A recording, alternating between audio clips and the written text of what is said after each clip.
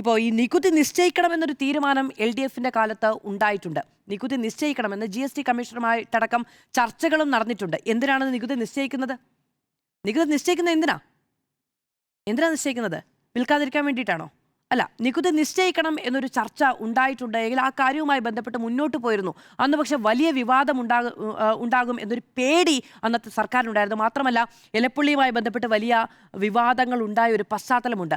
വീണ്ടും മദ്യവുമായി ബന്ധപ്പെട്ടൊരു വിവാദത്തിനോ അതുമായി ബന്ധപ്പെട്ട് ഈ തരത്തിലുള്ള താല്പര്യ ആരോപണങ്ങളോടോ LDFിന് അന്നൊരു താല്പര്യമുണ്ടായിരുന്നില്ല. മാത്രമല്ല, അതൊരു ഇലക്ഷൻ കാലത്തോട് അടുത്ത് നിൽക്കുന്ന സമയമാണ്.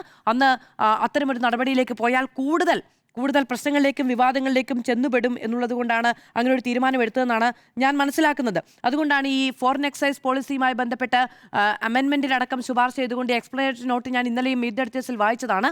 ആ കാര്യങ്ങളിലടക്കം ഒരു പരിഷ്കരണത്തിന് അല്ലെങ്കിൽ ഒരു മാറ്റത്തിന് LDF ചർച്ച ചെയ്തിരുന്നു. പക്ഷേ ഇന്ന് മുൻ മുഖ്യമന്ത്രി PMCയിൽ പറഞ്ഞൊരു കാര്യം തന്നെയാണ് LDFിന് ഇപ്പോഴും പറയാനുള്ളത്. എന്താണ്? ഞങ്ങളത് നടപ്പിലാക്കിയിട്ടില്ല. ശരിയാണ്, നടപ്പിലാക്കിയിട്ടില്ല.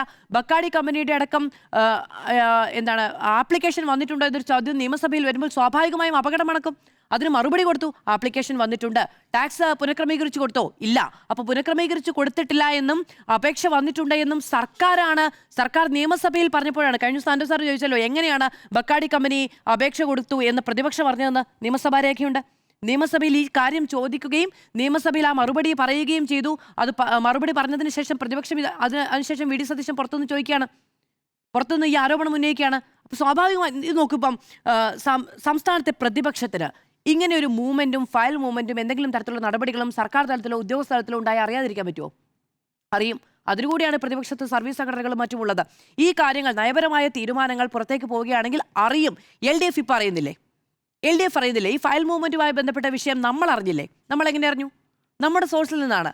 നമ്മൾ മാധ്യമപ്രവർത്തകർക്ക് അടച്ചു കെട്ടിയിട്ട സെക്രട്ടേറിയറ്റിലേക്ക് ഇത്തരം ആക്സസ് ഉണ്ട് എങ്കിൽ സ്വാഭാവികമായും പ്രതിപക്ഷത്തിനുണ്ടാവില്ലേ? ഓപ്പൺ ഡോക്യുമെന്റ് ആണ്. ഇവരൊക്കെ കൈകാര്യം ചെയ്തിരുന്ന ഇടങ്ങളല്ലേ ഇതൊക്കെ. ഇപ്പൊ കഴിഞ്ഞ ദിവസം മാം തന്നെ പറഞ്ഞല്ലോ, ഇതുപോലെ നീങ്ങി എത്ര ഫയലുകൾ ഉണ്ടാകുമെന്നുള്ളത്.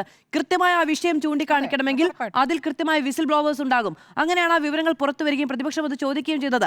നിയമസഭാ രേഖയടക്കം പുറത്തു വന്ന ഒരു കാര്യത്തിൽ പിന്നീട് അനുകൂലമായ ഒരു തീരുമാനം അന്ന് LDF എടുത്തിരുന്നെങ്കിൽ എത്ര വലിയ വിവാദം ഇവിടെ ഉണ്ടാകുമായിരുന്നു. അത് വേണ്ടതില്ല എന്ന് LDF തീരുമാനിച്ചു. മാത്രമല്ല, അങ്ങനെ ഒരു കുത്തക കമ്പനിക്ക് വാതിൽ തുറന്നു കൊടുത്തത് LDF സർക്കാരാണ് എന്ന് വരും കാലത്ത് ഇതുപോലെ രാഷ്ട്രീയ ആരോപണം ഉണ്ടാകേണ്ടതില്ല എന്ന് LDF തീരുമാനിച്ചു എന്നത് കൂടിയാണ് ഞാൻ മനസ്സിലാക്കുന്നത്.